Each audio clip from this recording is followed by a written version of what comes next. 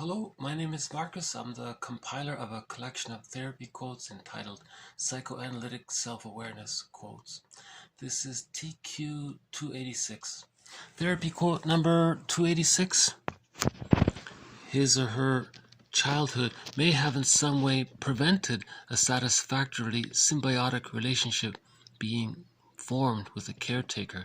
The child may have found that a nurturant bond was unavailable, or alternatively may have been forced to, quote, hatch from it prematurely before a sense of safety and security permitted outward exploration at its own pace. Hostile, provocative behavior then becomes a strategy to resuscitate the symbiosis from which the child feels ejected prematurely. The strategy is to investigate, perhaps to test the environment so as to discover if something, a tantrum perhaps, will intimidate, manipulate the caretaker into providing the much-craved contact. This is similar to a previous video on identification with the aggressor. So humans come out of the womb too early, and then from birth to 6 months, an extended womb is created called the stage of symbiosis, or the stage of undifferentiation, where the child doesn't know where he ends and his mother begins. So at birth, in one motion, the baby is handed to the mother. The baby and the mother preserve the continuity of the bond. Shouldn't be a break there. There should be no birth trauma there. So the baby's handed within 2 seconds or whatever to the mother. Baby and the mother are bonded. All the hormones are there. They're connected. The mother's in tune. And then the symbiosis phase takes place. That's like a psychic egg, like a psychic womb from birth to 6 months, stage of symbiosis. And then and assuming that's there, the child feels safe and loved and attuned, and his needs are met, and there's no impingements into this symbiotic egg. Then at 6 months, the baby begins to slowly hatch out. It's a slow hatching from 6 months to 36 months until the psychological birth. But if something happens, if there's a problem during those first 6 months, during the stage of symbiosis, for example, there may have been a negative symbiosis where the mother was misattuned, or ignoring the baby's needs, or having negative thoughts towards the baby, or if the symbiotic union was severed too prematurely, the mother completely detached from the baby, or whatever the damage was, that's considered developmental trauma.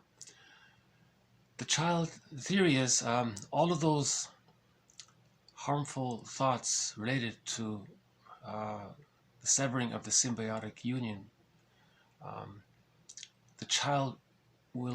the theory is the child will adopt them, because how does he manage the anxiety around those thoughts? Remember, from birth to 6 months, the child's thoughts and the mother's thoughts are in this symbiotic egg. He's not really fully sure where he ends and his mother begins. So if the mother's thoughts are too strong, we're not sure how the process takes place, but the theory is for the child to deal with the anxiety of those thoughts, to control them, I guess, or manage them, he will incorporate them and make them his own thoughts. That's called identification with the aggressor. So he never got the safety. He's already kind of in this developmental trauma already. Now from later on, let's say from whenever that happens until the age of, let's just say 5, the child might be very difficult, throw tantrums, become hostile, and be very rude or aggressive. He's trying to recreate the symbiosis. He's trying to get it back, you see. So if the mother gets it, maybe she can give it to the child, and then the child can have the symbiotic egg back and he'll be okay. Because up until the age of 5, that's considered the limit, really. The mind crystallizes their wiring around 5, supposedly. But ideally, it shouldn't happen that late. If there is a rupture in the symbiosis, it would be repaired as soon as possible, within, before the child reaches the age of 6 months, or who knows, within the year, I guess.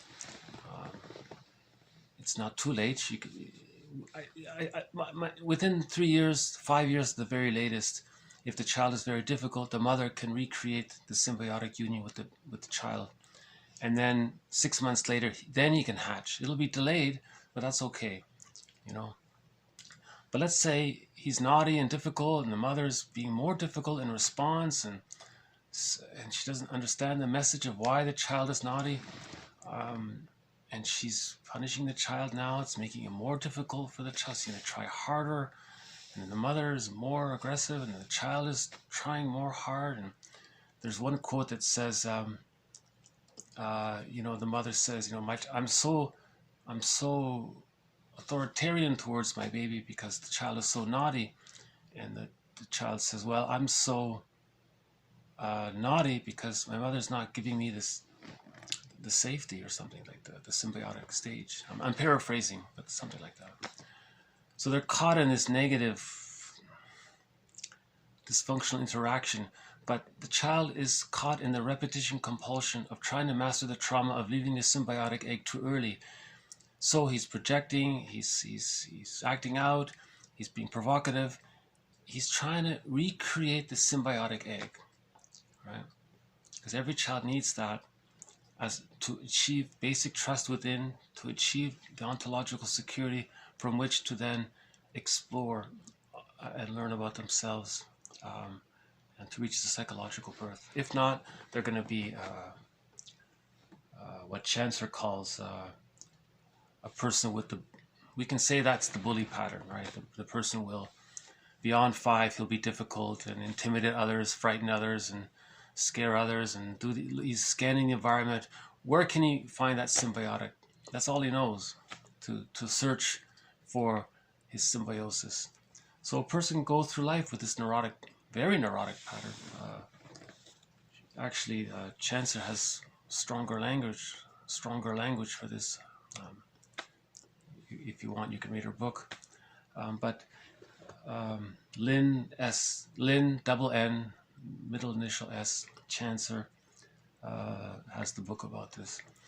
She uses strong language. People don't like that kind of language. So I'm just calling it hostile, provocative behavior. But anyways, the basic idea is the same.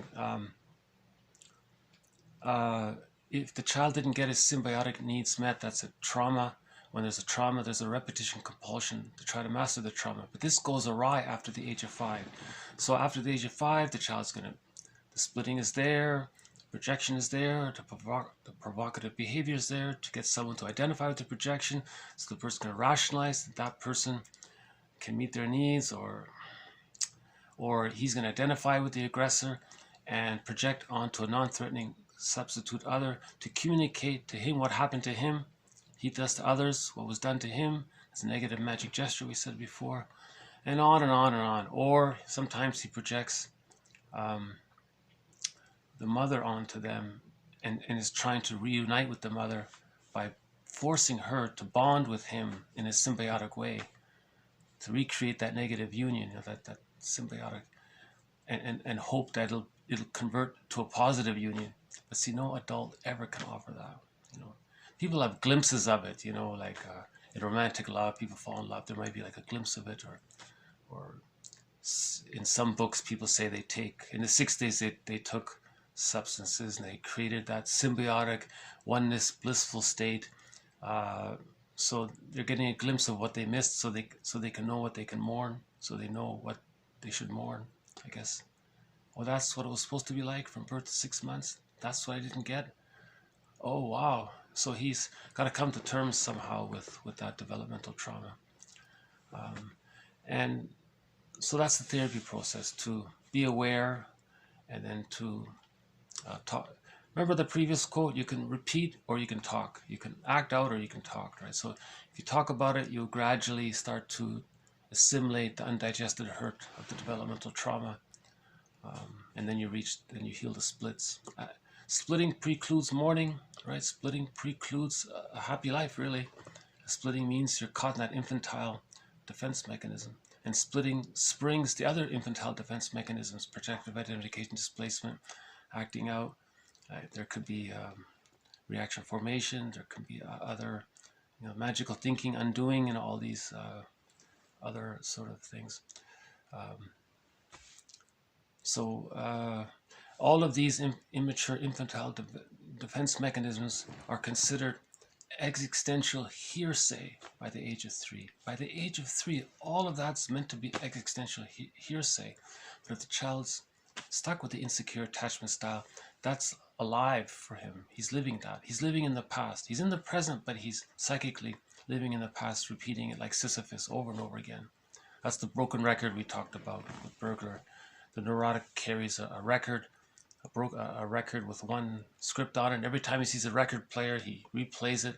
He's trying to recreate, in the case here, the person with this pattern is trying to, so the pattern, let's call it, being hostile, provocative, to try to recreate the babyhood time of symbiosis with the mother. But see, no one can offer, you can't offer that. Like Alice Miller said, you can't travel back in time to babyhood time. You have to mourn it, you accept, okay, so you have to forgive the parent, you should interview the parent. What happened, Mom, between birth and 6 months? What was the birth like? Was there a separation? Tell me about the birth. Was there prenatal trauma? Did you go to any heavy metal concerts when you were pregnant with me? Like, find out if there was prenatal trauma, birth trauma, any developmental traumas. So that awareness can help to digest that. See, with the understanding, the adult mind, see, you can be your own parent in a way. You can kind of witness it and a little bit assimilate the undigested hurt to some degree. It's limited, but anyways, that's the theory. So like Robert Bly says, 30% of what you're going to hear is wrong. It's up to you to figure out which 30%. So just do this one more time. His or her childhood may have in some way prevented a satisfactorily symbiotic relationship from being formed with a caretaker. The child may have found that a nurturant bond was unavailable, or alternatively may have been forced to hatch from the egg, right? The symbiotic egg. Forced to hatch from it prematurely before a sense of safety and security permitted outward exploration at its own pace. Okay, so now the bullying behavior then becomes a strategy to resuscitate the symbiosis from which the child feels ejected prematurely. The strategy is to investigate, perhaps to test the environment so as to discover if something, a temper tantrum for example, will intimidate, frighten, manipulate, coax the caretaker into providing the much-craved contact. So that's the positive intention or the positive motivation behind the bullying behavior. They're looking to travel back and they're trying to get what they didn't get, what they needed to get, right? But they can't. But that's why we said repetition compulsion gone awry, right? So the antidote is to mourn it, talk about it, mourn it somehow. If you mourn it, you mourn the loss of the secure attachment style. There's reparation of the other. There's reparation of the self as well. And that can lead to a psychological birth if the person's willing to.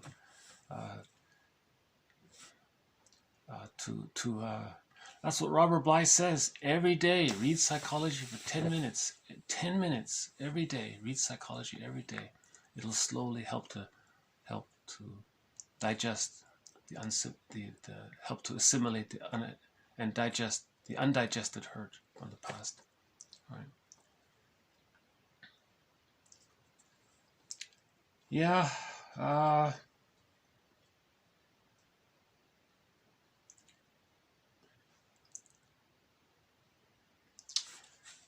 Yeah, this repetition compulsion gone awry in whatever form it takes, in this form or in other forms, it's it's really what Burglar says, it's the unlived life at the end, really, if you're just repeating this over and over again.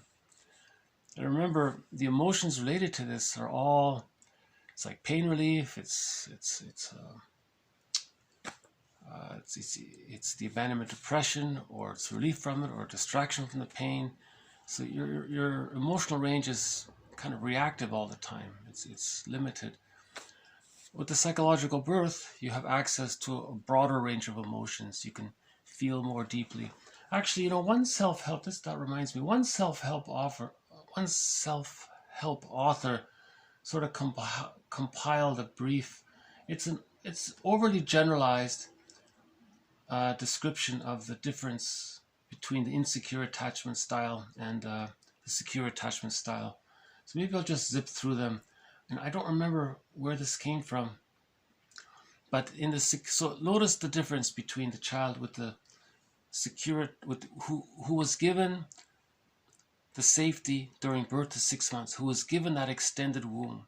So this child had no prenatal trauma, no birth trauma, no trauma from birth to 6 months, no symbiotic trauma. Okay, and then with that safety, they were able to discover themselves by the age of 3, which is psychological birth.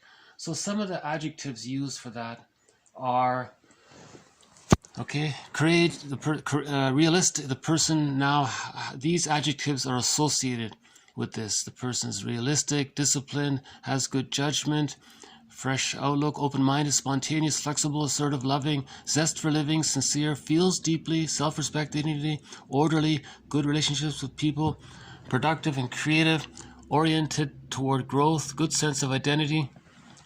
Okay, and then when there's trauma, prenatal trauma, birth trauma, developmental trauma, that can lead to the insecure attachment style. The adjectives related to that: fearful, given to wishful thinking, can't wait, wants immediate gratification, goes to extremes, prejudiced, closed-minded, driven, compulsive, rigid, hostile, vindictive, clinging, dependent, apathetic, impoverished, self-deceiving, fragmented, numb, half alive, vacillates between arrogance and self-contempt, inconsistently orderly, exploits or is exploited, wasteful, oriented toward fame and prestige, alienated, a stranger to himself. I mean, that last two sort of summarizes it, right?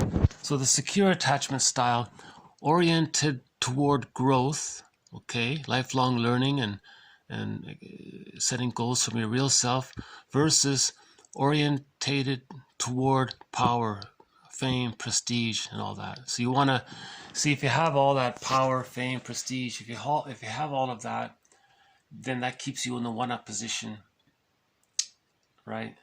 And now you're preserving the narcissism. So that's still a reaction from the trauma, right? Whereas the secure attachment style, he'll grow. He just cares about personal development, growing. He's not gonna. He may find being famous a distraction. He may not want it. He may prefer the satisfaction of living from his real self.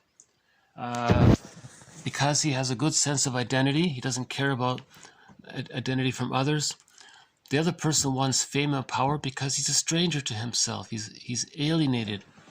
So if he has fame, he can always get mirroring and adulation and people clapping at him and whatnot. So that there he feels it's like it's like an attempt to get mother's love and approval that way through the audience. But every actor said it many actors in their interviews say it. They don't get it. All that applause and admiration doesn't heal that childhood trauma. It doesn't work. It was all an illusion, right? Projective identification is a secondary delusion, they said. So number 12, about the feeling. Okay, a person with a psychological birth can feel a little more deeply. The other one is numb or half alive, right? Number 8, they're more assertive versus hostile, vindictive, right? Spontaneous versus driven, compulsive. right? Fresh outlook, open-minded, open to learning, or closed-minded, prejudiced. Yeah, one self-help book is based on the idea that you can be the learner or the judger. She calls it the learner or the judger. At every fork in the road, or you can choose to be the learner or the judger. She even has a little diagram in her book. It points learner or judger, right? But see, it's not that simple, but it promotes awareness. If you're constantly judging, that's a clue to the insecure attachment style, the developmental trauma, right? The repetition compulsion gone awry if you're constantly stuck in drama, right? See, the assertive doesn't mean aggressive, or it means making I statements. It means saying Rosenberg's I statement, oftener, OFNR, the acronym, observation, feeling, need, request. The assertive is, when this happened, I was triggered. It reminded me of something. It reminded me how a need that I didn't get met wasn't met, and I had feelings. My feelings related to that were such and such. So they're talking about themselves. So, or I value this, and so they're just talking. They're not blaming. The alternative is more about hostile vindictive, right? So there's the bullying behavior from Chancellor's quote. The person with the unmet symbiotic needs, her theory is that person's going to use provocative, hostile, vindictive, bullying, aggressive, because they're trying to recreate the symbiosis. But Alice Miller said you can never recreate that. You can't travel back in a time machine to babyhood to do that. But the repetition compulsion gone awry has that. That's a description of repetition gone awry, thinking you can travel in a time machine to go back to that time. See, the repetition compulsion is stuck in the past, so they're not really seeing the present, right? Is there one about time in here? I'm not sure, but the healthy one is okay. Number 2, realistic number versus given to wishful thinking. Well, not really. Well, with the time, it would be that in the psychological birth, you're more in the present, but with the insecure attachment style, whatever form that takes, the one that Chancellor is talking about, or any other form of insecure attachment style, the codependent, and so on, they're also stuck in the past, psychically. So that's that half alive thing. Yeah. So you're kind of numb. See, any kind of trauma leads to a certain degree of numbness, right? Developmental trauma is going to lead to a certain kind of inner numbness. So maybe the hostile dependent, the provocative person is seeking aliveness, stimulation, because the symbiotic stage is pleasurable. It is like bliss. It's heaven. You're all one. You're safe. Oceanic oneness. You need that kind of safety, you see. And then you hatch out of that egg at the age of 6 months. Okay, I guess I'll just leave it at that. So the quote is posted below, and the author's name is there. And yeah, it's the book's okay. It's got some points in there. In that book, she wonders about one of her colleagues. She has a friend of hers or something. Her friend said, I forgot the name, but her friend says that that the mother expelled the child out of the symbiotic orbit prematurely because of thousands of years of women's repression and mistreatment. So women are angry, and maybe it's from that. So women are angry. It's like an accumulated anger over 3,000 years or 150,000, whatever it is. That's just the theory. I don't know. It's in the book. It's in her book. I don't know. I guess that would refer to intergenerational trauma. So Chancellor's friend was saying women carry a lot of unconscious anger over how they've been treated for so long, and they're more inclined to maybe they find it, maybe they're tempted to express that, be impatient. See, where is it? Impatient? Something like that. Or maybe they're trying to express their frustration. They're trying to communicate it to the baby. Hey, baby, look what happened to me. I'm going to do it to you. We women, we've suffered for so long. Here, baby, I'm going to give it to you so you know. And so now you know what we've been. See, she's repeating. That's intergenerational trauma. That mother needs, that woman would ideally resolve her frustrations first, ideally, and then be in the place where she loves and is happy to have her baby, and is willing to offer the 3 years to the child, you know, the extended womb from birth to 6 months, and then to be a secure base for the child to explore and discover, and to be available for emotional refueling, especially during that second year as the child goes further. At the age of 3, when the child achieves a psychological birth, that's the time when the mother can maybe be away for half the day or maybe even the whole day, I'm not sure. But before that time, there was one quote from somebody that says, if within the first year the child goes to any kind of daycare for more than 4 hours, there's an insecure attachment style right there. That's a developmental trauma. He's saying no daycare in the first year. Absolutely not, he's saying. You know, that's his, I'll post that quote in a future video. Okay, I'll stop it here. So this has been TQ 286. More to follow on this very difficult topic. I get it. This is a very hard topic. This is not about blaming the mother or the woman. Everyone's caught in their existential dilemma. The moral revolution is to understand ourselves. The truth will upset us free. To understand ourselves, we have to face the painful truth. The truth will upset us free, as the comedian says. All right, I'll stop here for now. So thank you very much. Bye for now.